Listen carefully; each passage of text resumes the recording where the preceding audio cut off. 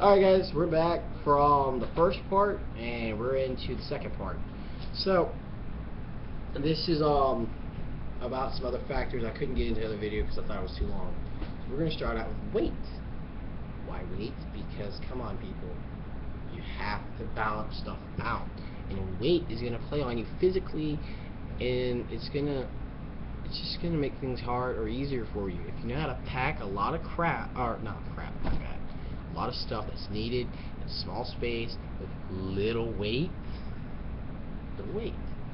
then you're gonna be doing a lot better than most people. For instance, if you're a nomadic person, weight is gonna if you're nomadic, weight is gonna play a huge role in the way you're gonna survive, especially in the zombie situation where you're gonna need speed and mobility, unless you can fend them off somehow. Sorry about that. So yeah, weight. With your nomad, you're just gonna weigh you down. It's gonna slow you down, and unless you pack it right and know how to do it right, or you can use little tools. And this is gonna go into a video I'm gonna bring up. Oh God, I don't know what time, but it's gonna be a few hours, maybe 12. Yeah, maybe 12 hours from now. But and that challenge, well, I'm challenging myself, but I'm kind of gonna put it out there, and I want one of y'all or some of y'all to actually take it up and see how you do. So, I mean, you gotta learn some stuff, and packing with little weight is good. But here's the challenge. Challenge is you gotta take some way of carrying stuff on you. Backpack, jacket, belt. If you can put it on you, that's legal. You can do it. No wagons, no carts, no, just you. You have to carry everything, because we're doing the scramble part of the survival situation. That's the scenario part. The scramble scenario is stuff is happening really fast. This is when everybody's figuring out, oh, there's a zombie apocalypse. We need to get supplies. You need to get your supplies ready to go now. So the challenge goes with these rules. As I said, you have to carry it on you, and it also has to be under or at no more than 100 pounds, because not everyone can carry 100 pounds, but 100 pounds is good stuff, which means you get a lot of stuff for a little weight compared to a lot of other stuff. So 100 pounds, that's the challenge. That's the weight factor. Next factor is supply.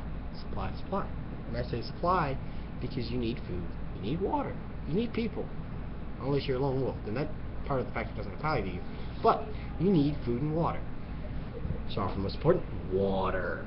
You need water. Don't give me no crap of, oh, well, I'm at football and I can do this without drinking water. Dude, you are hurting yourself by not drinking water, especially if you're not in football, especially if you are in football. Camp Eagle, this summer we had a few people fall out because they were heat casualties. Why? Because they did not drink enough water. So water. That's what I'm drinking. And make some more emphasis on this. Your body is 7% water, and that water is used for chemicals, balancing your hormones, your blood. It's used in everything in your body. You can't avoid it. You need water. I don't know how much I'm going to say that, because I just can't stress that enough. You need water. It's absolutely essential to your survival. There is not a creature on this planet that cannot survive without some fluid pertaining to them that we know of, and right now that fluid is only water. So, food. Now, this is where knowledge comes into play and makes your skills stronger. Food. If you know what is edible and what's not edible, you just made a big jump in survival standards of surviving. Why? Because you can eat, and you need calories and fat and protein. You need to keep your body in balance and sufficient. So sufficient enough food means you can survive sufficient or efficiently, or better yet, both. So beans are good. They're good and hearty. So if you can get like dry beans like at Walmart, and they come in a bag and they last a long time, pack that. That's good food. You can boil it up, eat it. You can still save it afterwards. I mean, come on, just re-dry it out. Let it sit out in the sun. Dry meats. If you know how to make deer jerky or cow jerky, or you have a bunch of jerky in stock, more power to you. Um, canned food's excellent. If you're gonna be a stationary kind of survivalist, canned food's gonna be your friend. Why? Because you can have a can of food, can of meat, can of beans, can of corn from Ken's, Walmart, Starbucks. Well, not Starbucks, my bad. Kmart, or your local food market that just sells canned food.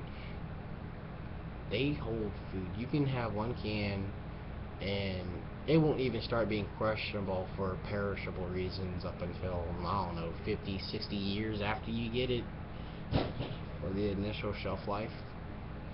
So, yeah, you really don't need to worry about canned food going bad. Same thing when you jar or ration. So, keep that in mind. That's a good food source. Now back to the can thing, and that's good for stationary. Key word is stationary.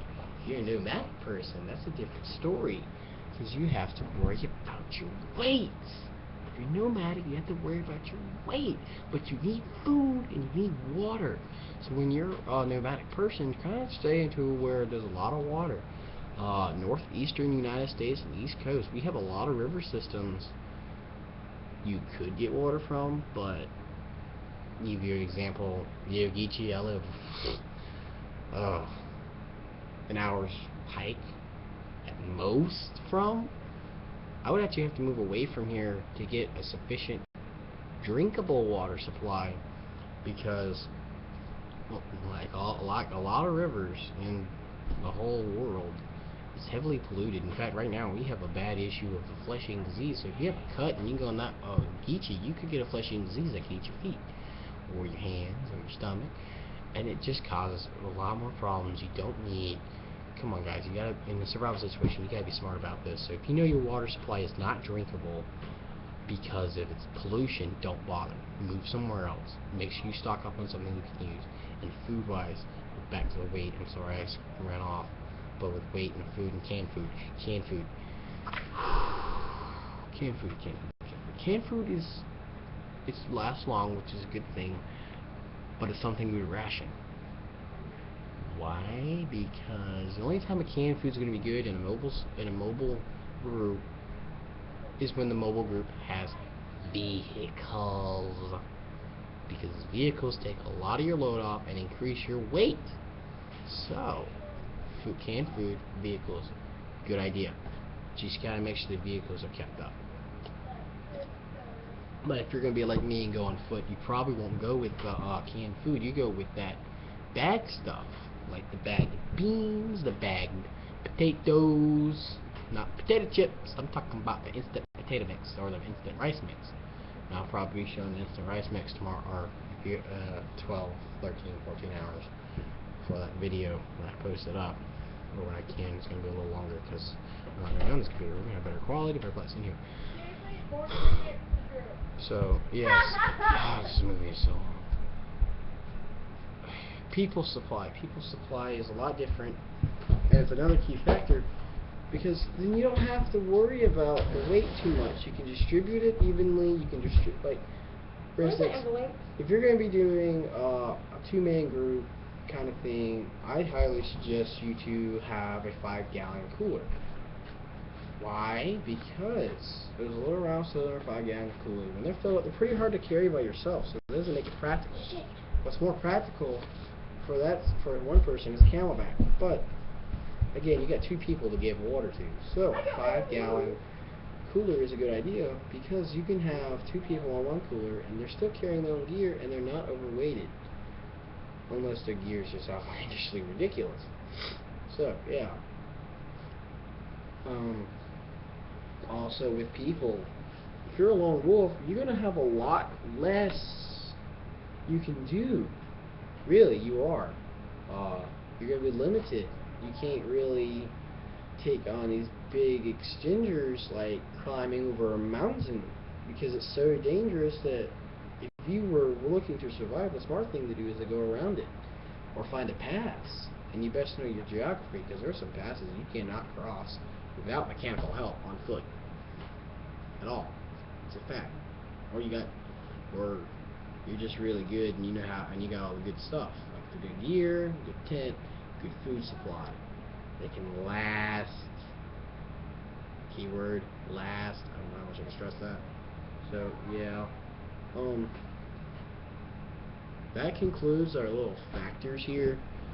I'm probably gonna do a little review in a minute because I'm probably gonna pull an all-nighter. It's already 2 o'clock, so you'll be seeing more of me. So tomorrow we're actually gonna have a special camera guy and give you a heads up. You'll know who he is. You'll find out who he is. I'll introduce him. But this concludes our factor series. Remember, take care. Keep your mind straight. Take care.